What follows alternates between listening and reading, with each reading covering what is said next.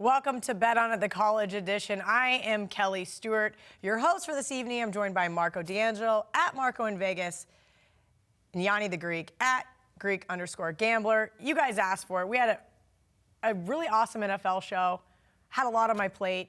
And Marco says, we're going to do a college show. So here we are. We're going to go through this week's college card, break everything down, primetime games, steam, sandwich, best bets. Alabama, LSU. Woo! That is going to be a fun one. That. All right, guys, let's start by looking at a couple of the primetime games for Saturday. Current line, Penn State, -7, total 47.5 at Minnesota. I'm going to hang tight to give my opinion on this one because I'm going to talk about it later on the show. Marco, your thoughts on Penn State at Minnesota? Well, both teams come into the game, obviously, undefeated at 8-0. But what you're going to hear everybody point out is Penn State has played a much tougher schedule. And they have. There's not even close. Minnesota has managed to miss all of the big guns so far in the Big Ten, where Penn State had that 3-week stretch where they went to Iowa, played Michigan at home, then had to go on the road and played Michigan State. They get through all three of those games unscathed, and now here we are with this big setup. Where I think the difference is, and even though they've played the tougher schedule, I'm looking at this Minnesota team, and P.J. Fleck is one of the best up-and-coming coaches. I love P.J. Fleck. I wanted him at Kansas State really bad. They play hard for him. You did okay. I think Kansas State's going to be all right. But that'll be another story later in the show.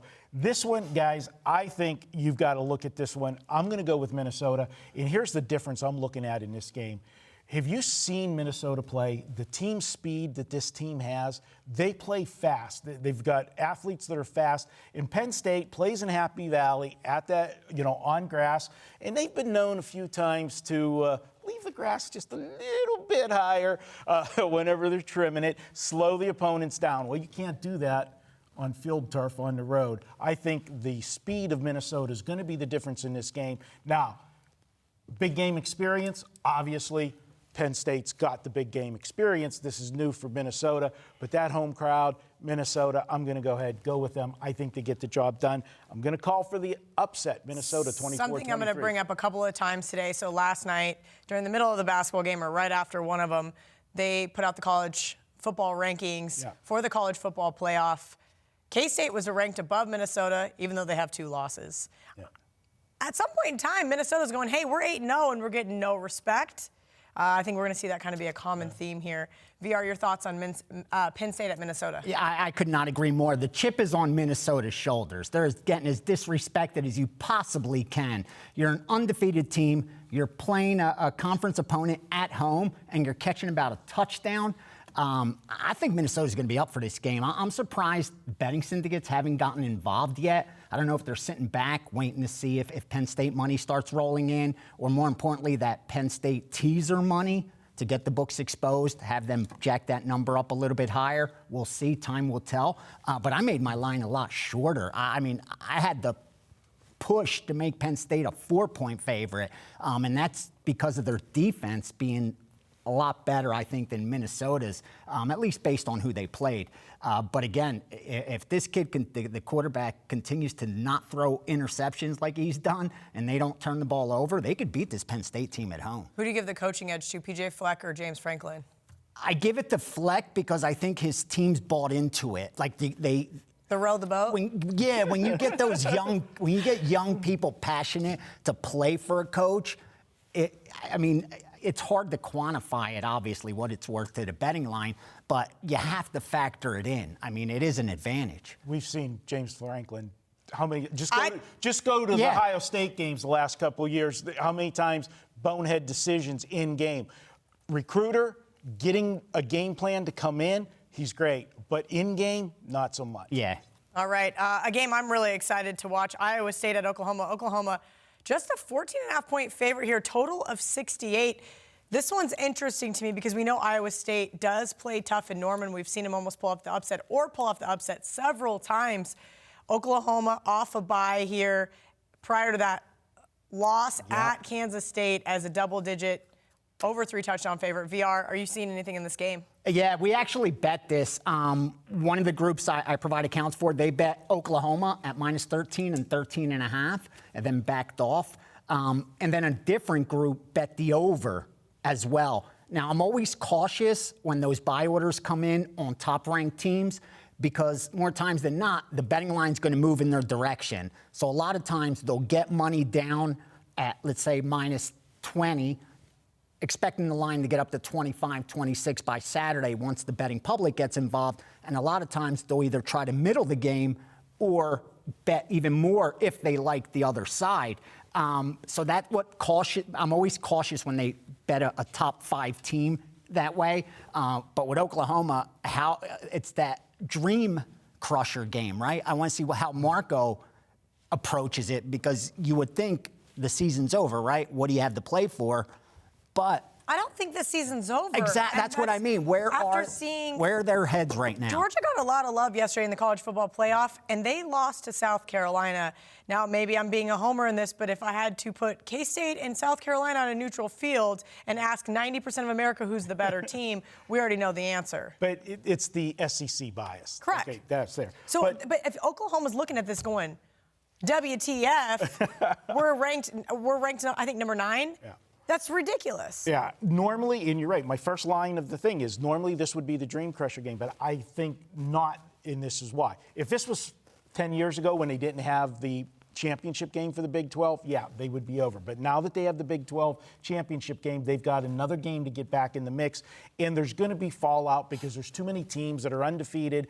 It'll be playing one. You got Alabama, LSU playing one another. You got Penn State, Minnesota playing one another. So there's going to be games where there's going to be shuffling yet, and the fact that Oklahoma has to play Baylor yet. Baylor's still undefeated. That's the thing that's going to keep them where they might end up having to play Baylor twice if it comes down to Baylor and them 1-2. So are they trying to get tiebreaker there? Are they trying to get points? Meaning, look good, blow teams points, out. I think we're still a couple weeks away from the style points, but yes, Oklahoma shouldn't take their foot off the gas if they get the opportunity. I also think that so you can Iowa see the State, correlation with the Oklahoma and over. The Iowa State team, what troubles me is their defense has been breaking down.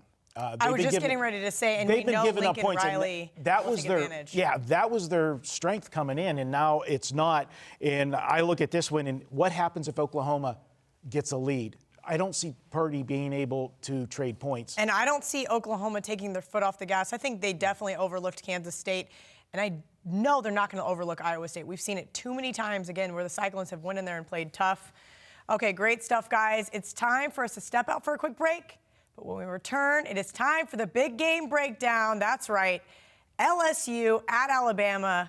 Get our opinions on that game up next. Get $25 in WagerBucks added to your account after your first purchase at WagerTalk.com and SportsMemo.com. This is just our way of saying thank you for joining the WagerTalk and SportsMemo family. Every Monday at WagerTalk.com, all plays are just $9. This even includes top-rated 5% plays, which normally sell for $40. There's no better day to get winning picks than $9 Mondays at WagerTalk.com and our sister site, SportsMemo.com. Welcome back to Bet On. If you wondered why we didn't talk about this game during the primetime segment, it's because Marco thinks this game is so big it needs its own segment. Okay, you're right. It does need its own segment. This week's big game breakdown, LSU plus 6.5 at Alabama. This total is sky high, Marco. When have we ever seen an LSU-Alabama game with a total of 65? I mean, do you remember all those games where it was like 14-10, 13-3, 6-3. Yeah. It is. Times are changing, but you look at this one here, and times are going to have to change if LSU is going to win this game because history is not on LSU's side. 7 straight wins by Alabama.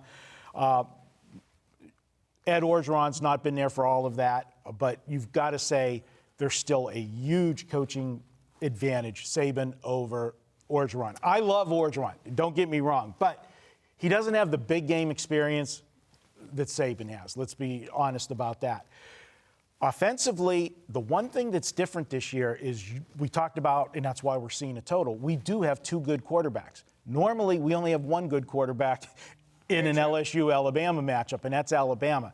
Joe Burrow is playing lights out. Stud.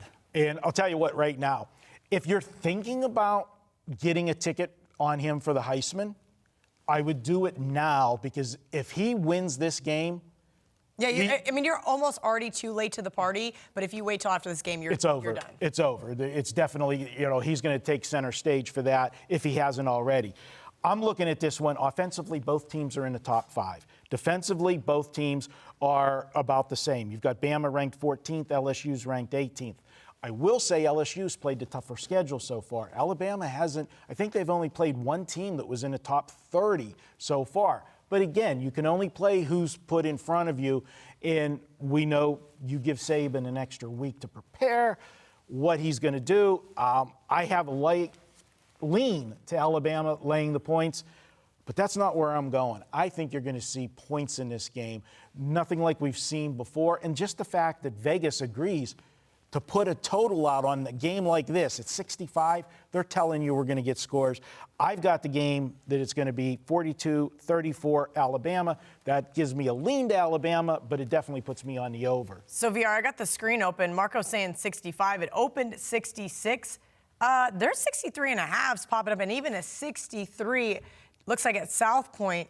Who's steaming this Sharps under? are going under. They're betting it under because of a high total with these two teams. Mathematically. Yeah, and historically, anytime you get two really good offenses, believe it or not, wise guys tend to bet the under. And when you get two really good defenses, wise guys tend to bet the over. And the reason for that's simple. More times than not, the line's shaded towards the biases. And you couple it with good defense means some short fields, some turnovers, usually leads to points. So I'm not surprised to see the number come down. I haven't bet it, the total myself. Listen, usually I'd be all over Alabama. You have a hurt quarterback.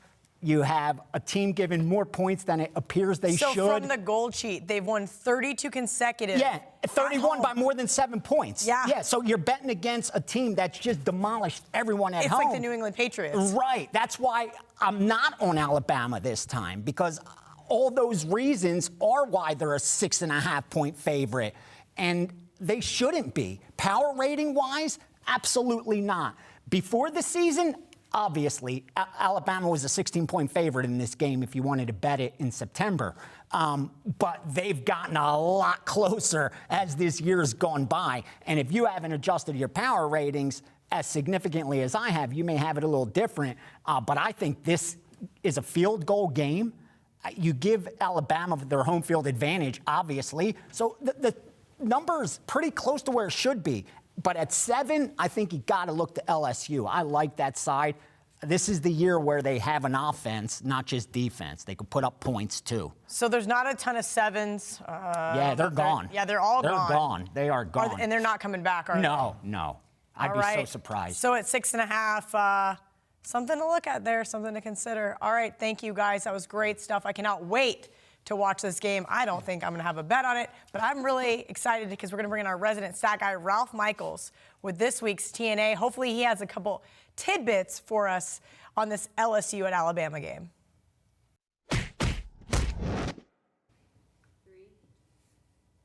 That's right. It's time for TNA. Ralph, people love this stuff that you dig up every single week. Your Twitter timeline is filled with it.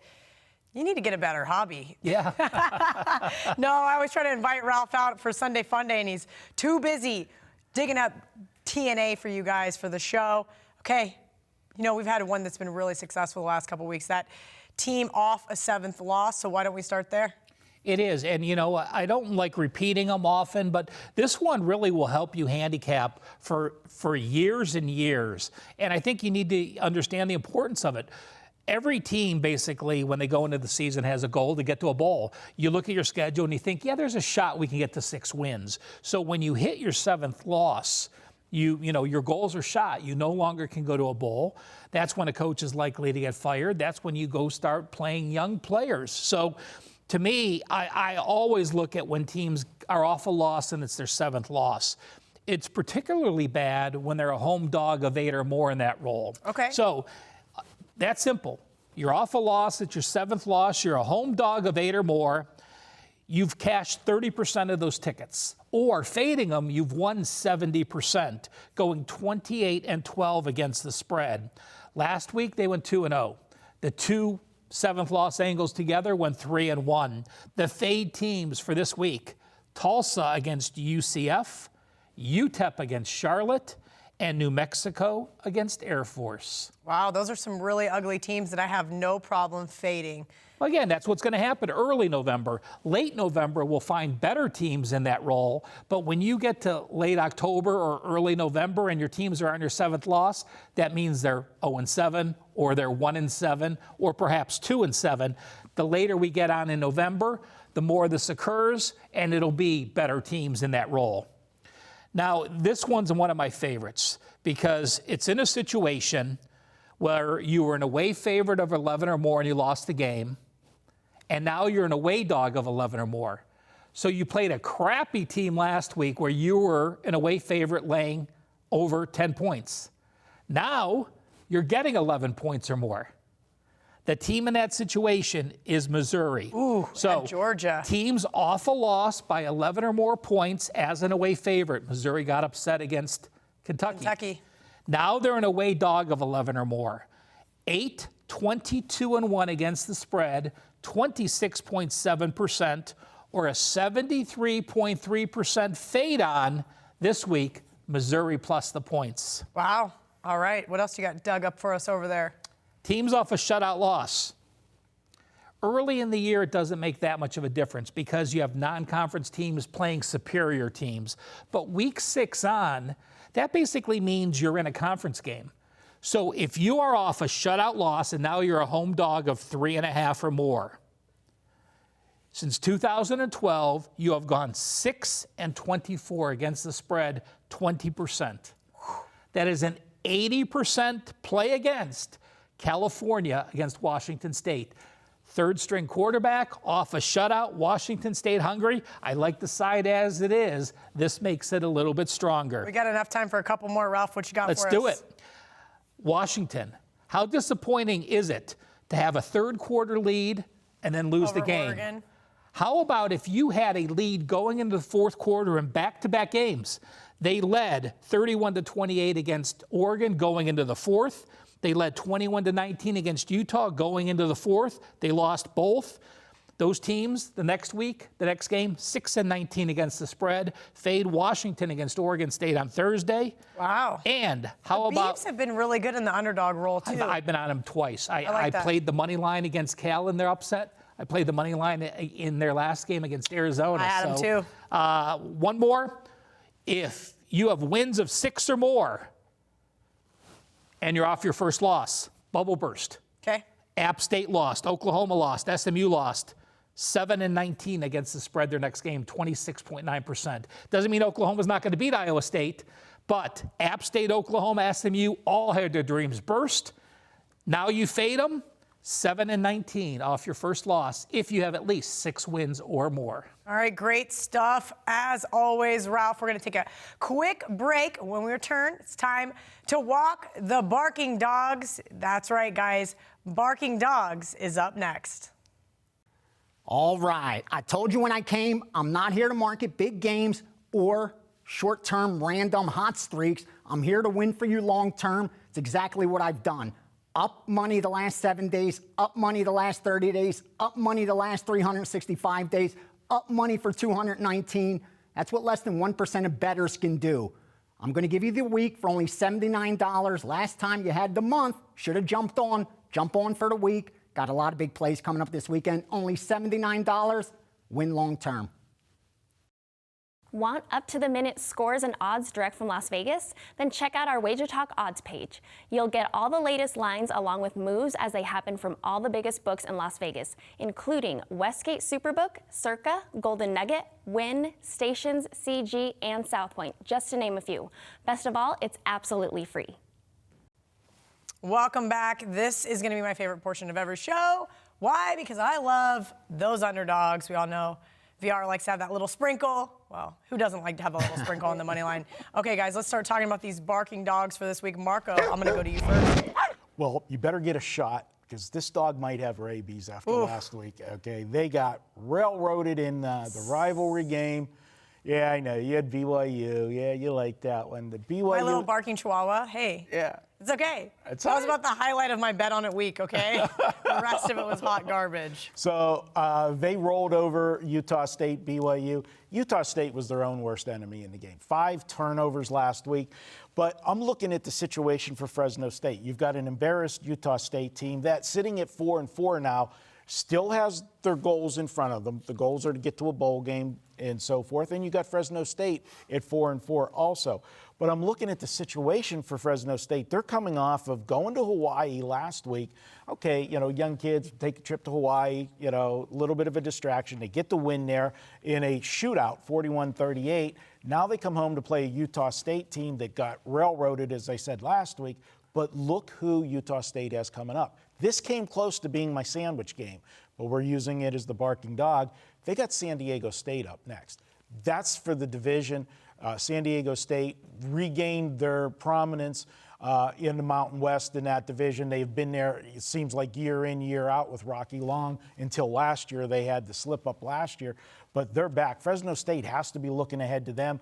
I like Utah State here.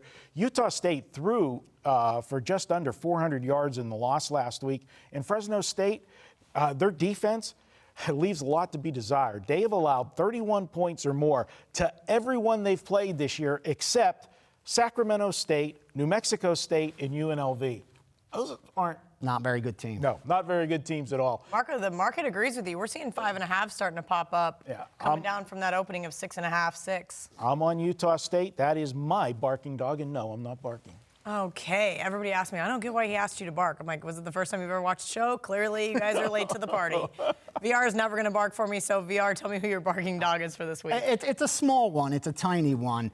But I didn't bet much dogs yet. It's early in the week, so I'm going to go ahead and take a moneyline dog we already took the points on, and that's Virginia Tech at home against Wake Forest.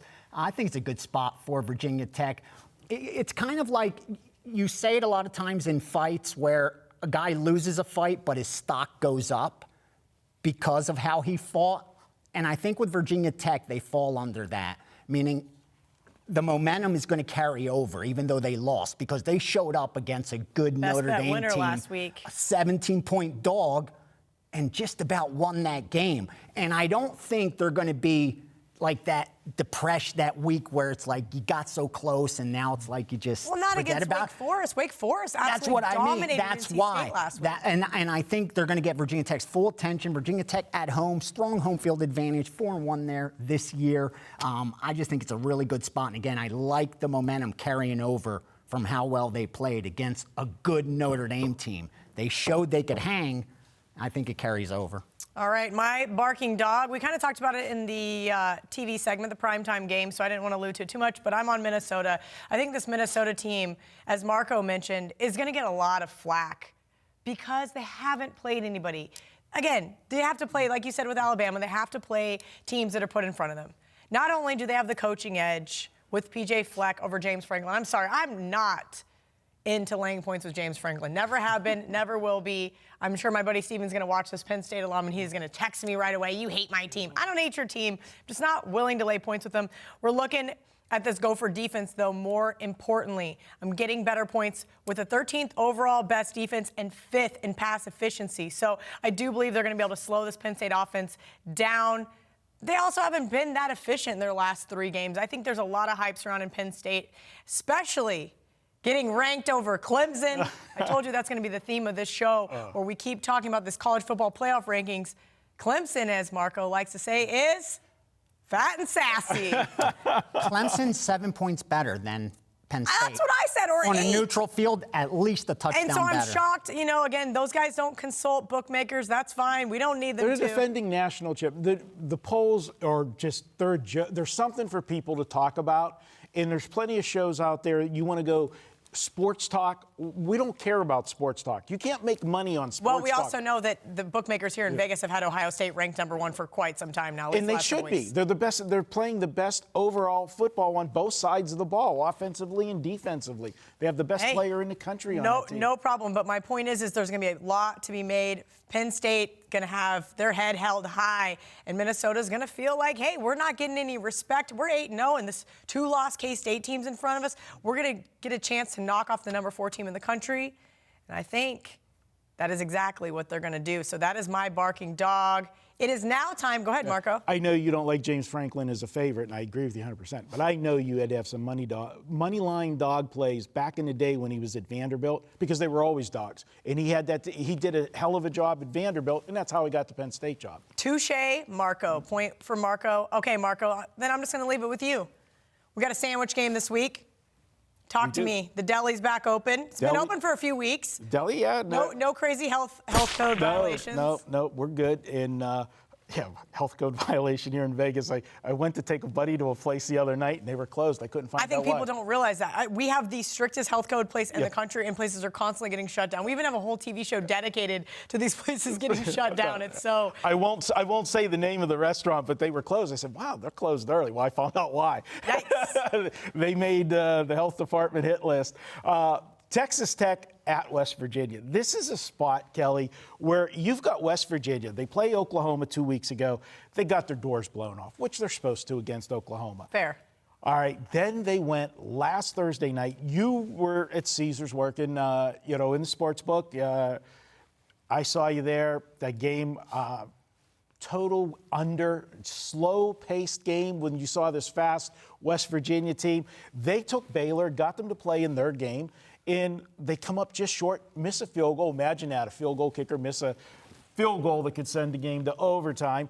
Now they got to come home. How do they get themselves back up after playing the undefeated Baylor Bears on TV on a standalone Thursday night game where everybody's watching you? You come that close, and then you miss out. That's a situation. $100. Is that the money for No, $100. That's Prez. That's Prez. We'll hang up on him. Yep. He's calling from the airport. Situation going. He doesn't know that we do a show. What we're looking at with them, I just don't see them being able to get it back up this week. Texas Tech's had a week off to prepare for this game. They're coming off the Kansas heartbreaking loss, the 37-34. That's where I'm trying to figure out how Texas Tech is going to get up for this game. Texas Tech was scrappy for 4 weeks in a row, and then in losing that fashion to KU has just got to be demoralizing. Well, with both teams at 3-5, the team that loses this game, their bowl eligibility is pretty much out the window, especially with what they have left. This is a game that both teams on their schedule, if they want to get to that magical number, they need to win this game. I think Texas Tech has more weapons. And Kelly, last 3 weeks, West Virginia, 14-14-14. It's tough. They're a very young team. They're a very inexperienced team. They're a very unathletic team. They're tough to watch. I said last week I wanted to take the points versus Baylor, but I was not going to step in front of that train. And I know why Dana Holgerson left. Yeah, the cover was bare. He left it bare. Oh, and I'm looking here, and they have K-State up next. Yeah. All right. That's the sandwich. Good point. All right, VR. Every single week, you're going to tell us the big market movers. It's a section we call the Steam Game of the Week. Tell me who your Steam game is for Week 11 in college football. All right, last week we hit with the Steam play because I chose the right under. One of the hardest jobs I have is determining whether there's still value after sharp guys get involved. Knowing long-term winners are on this side, but did they extract all the value? And a perfect example was last week with that TCU Oklahoma State under, we got under 63. It was 59 when we did this show. So I didn't pass that along. I didn't share it with my subscribers either. Game land 61. We cashed, and everyone else would have lost. But on the Kansas State total, I thought there was still value there. And that's where we are with this week's move. The Texas line, we hit it at 5.5 and 6. Now it's up to -7. And again, 7 being one of those key numbers, I still think there's some value there. If it goes through 7, obviously back off of it. And here, it might go through 7. I'm looking at 7. there's a lot of steam right now. behind the Texas side. And it's expecting a regression to the mean for Kansas State. They played 3 perfect games where they didn't turn the ball over. They were like +6 in turnovers. When you do that, you're going to win football games. And then on the other side of the coin with Texas, remember last time when they lost Oklahoma, they came out the following week and almost lost as 21-point favorites. They barely won that game by a point or 2. I think after this loss, you're not going to have that. I think you're going to see a focused Texas team, and that's why we laid the 5.5 and 6, and I think it's still safe to lay to 7. All right, that's a tough one. I'm looking at it, and maybe we'll talk about it here at the end of the show if it makes my best bet. Have you guys seen anything on the total? I know last week you gave out that under, and that was absolutely money. I hammered it as well, and we saw it plummet. Now, towards the end there, it got a little dicey. I thought maybe they said, okay, I see you're trying to make a point, but no need to score anymore, and then let that last touchdown happen, but we were all good. Are you seeing anything on the total in regards to K-State, Texas? No, and seeing so far two-way action from the public, it's too early. They're not really betting, but haven't seen no sharp money either on that. I'm seeing it come down a little, but no real significant move. You're connected, obviously, with a lot of people at Kansas State. What's the excitement level right now at Kansas State? This is a tough one. I think K-State fans were shocked to see the line, and I know Texas fans were even more shocked. But again, I think we're going to talk about this a little bit at the end of the show. I got some tidbits for you guys. I'm looking at this one. I'll let you guys know. But great stuff. Steam game from VR. Sandwich game from Marco. Barking dogs from all 3 of us. Let's keep those dogs barking. And when we come back, it is your favorite time. We need to cash some more tickets. Last week was a good one. Well, at least for me. In VR it was. Marco? Sure. I know. Hey guys, I'm Lawrence Presman, the Prez, co-founder of WagerTalk. I'm excited that you're all watching Bet On It. Just want to tell you guys about our hockey show, Puck Time.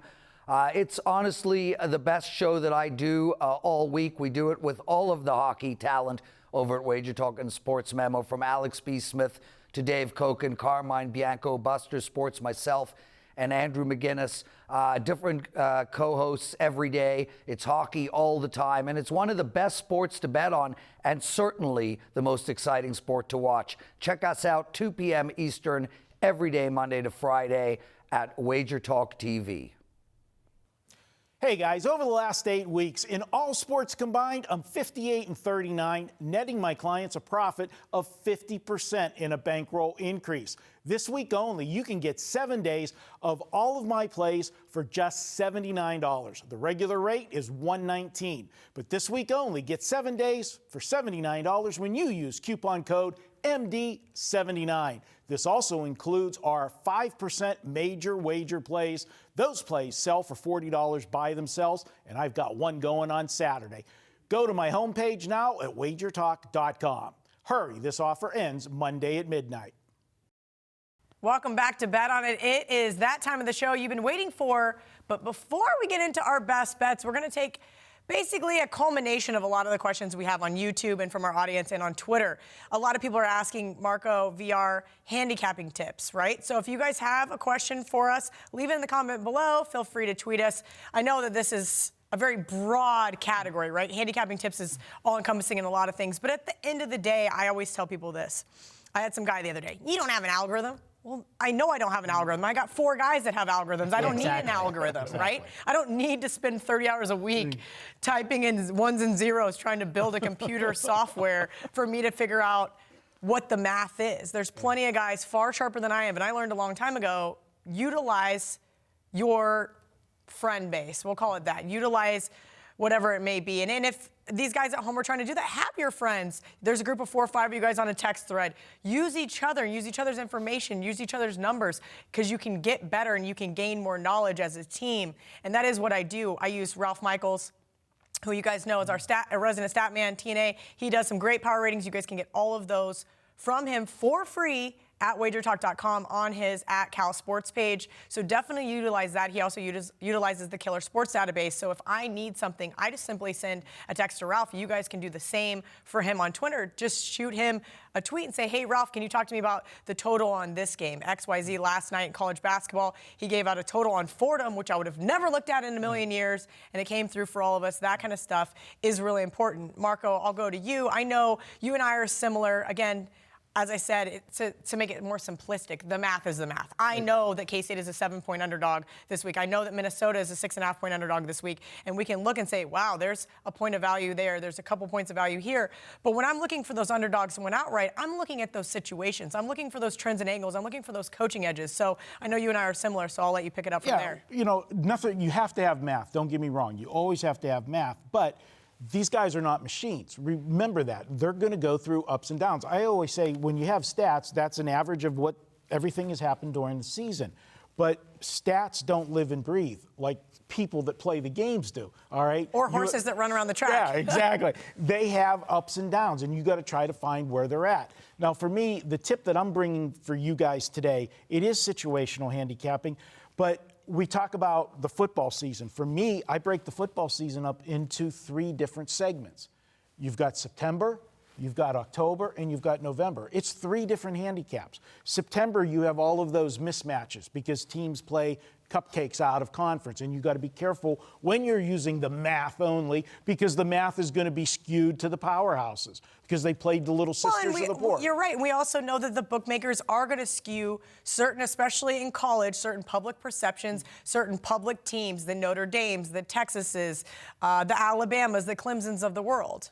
Absolutely. When you get to October, to me, I say October is the purest month of the season. Everybody's just into their conference schedule. Maybe they had 1 game in September, but you're in the meat of your conference schedule, and everybody's live. Nobody's eliminated from bowl contention because you're not eliminated till you get that 7th win. So everybody still has something to play for, and you're playing at 100%. Now, when we get to November, it presents different issues. One of those issues is a team that's tossed the towel, okay?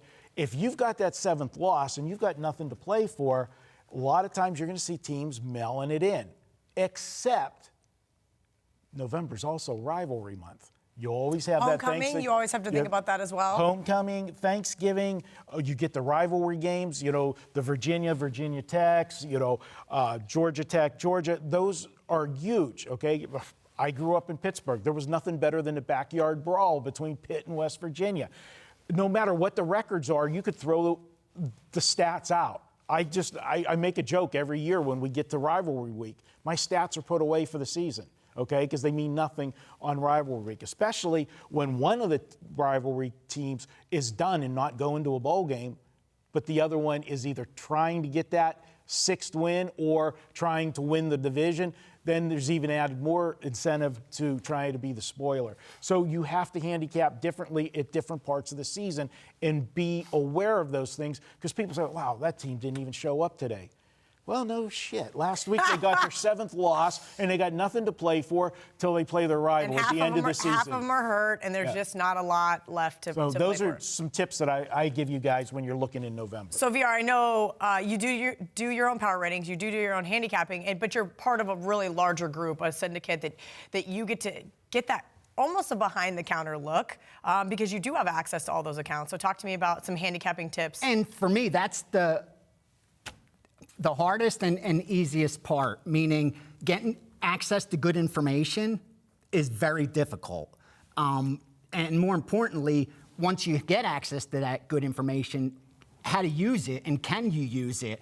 Because again, once the value is extracted from the betting line, piggybacking sharp moves offers you nothing. Like you're we call it steam chaser, right? Like exactly. You sit there and you look on the Don Best screen and everything gets popped and you're late to the party. And you'll end up going broke doing that.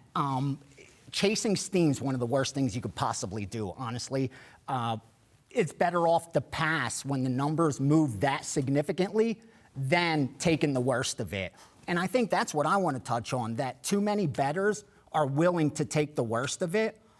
And when they win, they chalk it up more to great handicapping than just getting lucky. And I see it all the time with especially now with the internet and everybody putting out their bets online, and everyone's a handicapper, everyone's a winning bettor, and they're still willing to take these bets even after lines move significantly, meaning they like this side at -6, and even if it goes to 7.5, they still like that side. You got to stop and ask yourself, where is the value when a line moves like that? Like, how off are they? The line's not going to be 6-7 points off where it should be. And we are going to see that now that we're into college basketball season. I saw significantly. Day one yesterday, I got a text about Siena. It was -2. I played it at -2. Somebody played it offshore, and it was 4, 4.5. 5, 6. And it didn't come into play. It didn't matter. Siena blew them off the court. But you're right. If you're now playing it at 6, when it was 2. That's what I'm saying. It's no longer a good bet. But it did cash, so that's right. That's the problem. Yep. That is, when you keep doing the wrong thing and it works out, like, it's just a matter of time before it doesn't. You know what I mean? Like, you're just having some good luck with a Siena if you laid 6, but that habit, you're a mathematical certainty to lose your money. If you're laying 6 when the line opened 2, you're not going to make money betting sports like that. And for me, I think that's one of the most important things. And is being honest. What are you doing it for? Recreation, or are you doing it as an investment? If you're doing it as an investment, you need to protect your money. If you're doing it for entertainment, then it doesn't matter. Well, I think you said it in the last segment, and you really hit on it. I think it made the most sense that you trying to find your Steam game of the week is most important, because where does value still lie and where does it not? And then for you, now we've seen in the last couple of years with the sophisticated syndicates, when you're looking at the screen, for the average person, it's lighting up like a damn Christmas tree. Yeah, but how many of them are head fakes? So many. You know, where they're setting something up, There's so much. Where you're jumping on it, and that's what they wanted you to do, follow along, be that chaser, and then they're coming back. So you have to learn the patterns, and you being able to actually see who is doing the betting. It took 30 years. Honestly, the first 20, I was the guy being suckered into moving that line for them. I didn't know. Until you move up that food chain and get big enough accounts and get down enough money, you're that guy that they're using to lay the wrong side with. You know what I mean? And it's just something you had to go through. And like what you said was the best about surrounding yourself with sharp people. And that's where I credit all my success. I try to make sure, and it's not very hard, but I try to make sure I'm the dumbest guy in the room. There you go. I always want to be the dumbest guy in the room. That makes sense. Seriously. I never want to be the smartest guy in the room. You have nothing to learn there. I like to surround myself with smart people, sharp people. And that's, wherever I'm weak, find people that are strong. And I'm pretty weak in a lot of things. I don't want to be the dumbest guy in the room, but I want to be surrounded by some smart people. I'm in complete agreement. You're going to only learn from those scenarios. Speaking of learning, appreciate you guys hanging out for our educational segment, but I do think it is important, and it is our job to educate people. I love it. I love talking about that stuff. And I think it's really important, especially with so many new people into the space, but we only got a few minutes left, so I'm going to kick it off with best bets. Marco, you're up first because you got to redeem yourself. I got to redeem myself, and Kelly, man, Twitter is going to go crazy this week because I think me and you is going to do a little bit of battling. Are we? I think so. Okay. I'm going with the Texas Longhorns here, and I'm sorry. You might have a little more inside information being there, but I'm just going to put it out there. Kansas State players can't get it up 3 weeks in a row. I'm sorry. I'm putting it out there. Wow. And, give You're Chris Kleiman hilarious. all the credit in the world. You upset Oklahoma, and then you come back. Now, it was an easy sell to get your team motivated because it's your arch rival. So let's not give him too much credit. Now, if he can get them to deliver for the third week in a row, you guys got one hell of a coach. I think you do have one hell of a coach, but this is going to be a tough sell. Get this team pumped up. Yes, it's Texas. I know that. But in the 3 games they just played, Texas is the least important of those 3 games. They beat undefeated Oklahoma, who's, the big daddy of the conference year in and year out. You beat your rival the week after that. I'm sorry, I don't know how you get prepped for Texas. Texas has had 2 weeks to prepare for you. We know Herman's, he's better as a dog, but I like him in a situation with the extra week to prepare and the situation that Kansas State is in. I'm going to go ahead and do it. I'm going to take Texas, going to lay the points. I got them winning 31-20, and I have a feeling that Kelly and I will have some texts going back and forth on Saturday. You know, I would normally go to VR here, but I feel like it's only fitting. You're right. You guys knock it. Go ahead. Go ahead. Mine's going to be 8 seconds. Here. Listen, I am going to take K-State here. Why? I'm enjoying this. Go ahead. Because at 7, I think that this is just downright disrespectful. This is Tom Herman. It really is. Who is, again, you said it, great as an underdog. 8-19 in his last 27 as a favorite. K-State last week, I got a text. No Gilbert. VR's got to get an iPhone because he wasn't on that thread. Sorry, VR. No Gilbert, They're no for Brown. Rich people. Yeah, right? And so if you don't have an iPhone, I can't put you in a group text. But I said, hey, these 2 K-State running backs are going to be out. My buddy Caleb's a big KU fan. I also sent him the same text. He texted me in the middle of the third quarter. Hell, because he's from Kansas, so he talks like that, and he lives in Texas. Hell, you guys don't need a running back. You got Skylar Thompson. Fair enough. We actually probably don't, but it does look like Gilbert and Brown are going to be both back for this game. The same reason why I liked Minnesota is just that old adage, take the better defense plus the points here. This is a K-State team that I hate. Taking points with a ranked team. I hate that. It's like, I feel like it's the biggest trap game on the board, but at 7, they're baiting me. Call me a homer. If they win outright, you guys will be like, you're a genius. If they lose by field goal, you're a genius. But right now I'm looking at it going, K-State has owned this Texas team. They have absolutely owned them for historically, yes, they've lost the last 3, but they've been in that dogfight every single game. This is a K-State team that already was ranked in the top 25 last time around and walked into Oklahoma State, Stillwater, got smacked in the mouth, got brought back down to earth. I don't think that happens twice in a year.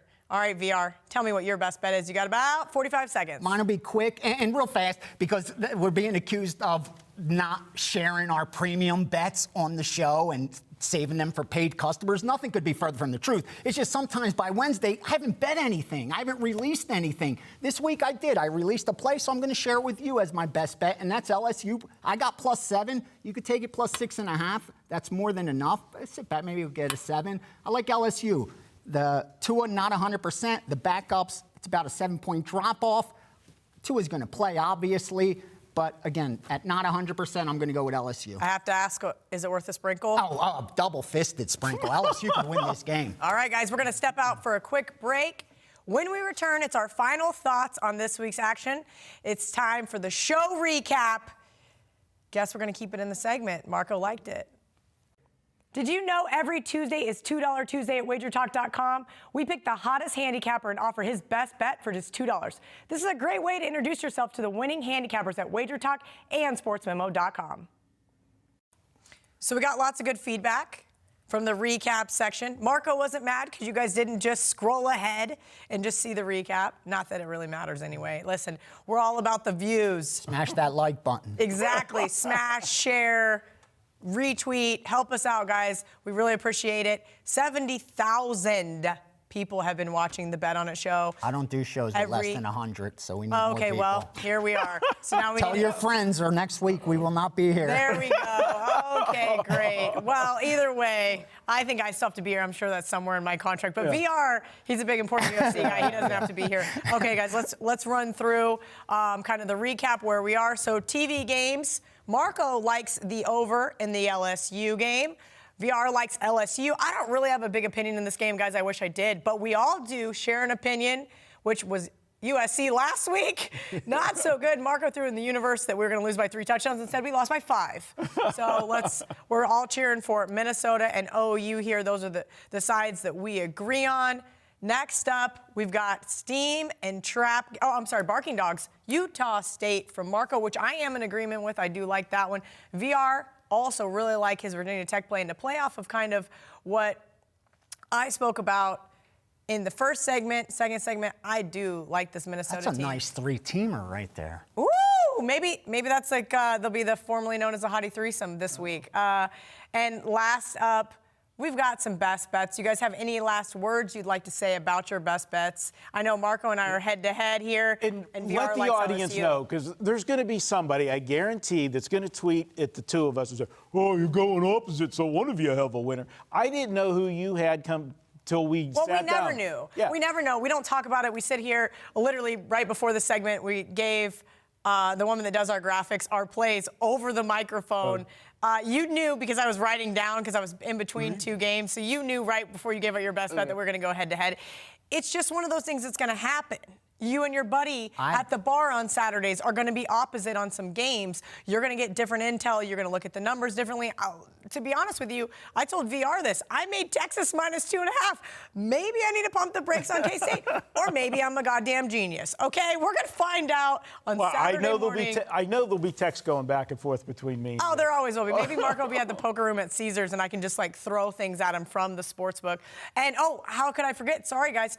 The Steam game of the week from VR is Texas. Sandwich game from Marco is Texas Tech. Sorry, I got so excited about best bets, I forgot to list out the important winners. You guys have been doing so well on all those, and we really appreciate you guys. I mentioned subscribe, like, give us thumbs up, retweet us. Again, we hope you guys enjoyed tonight's college edition is Bet on It. Thank you guys for tuning in.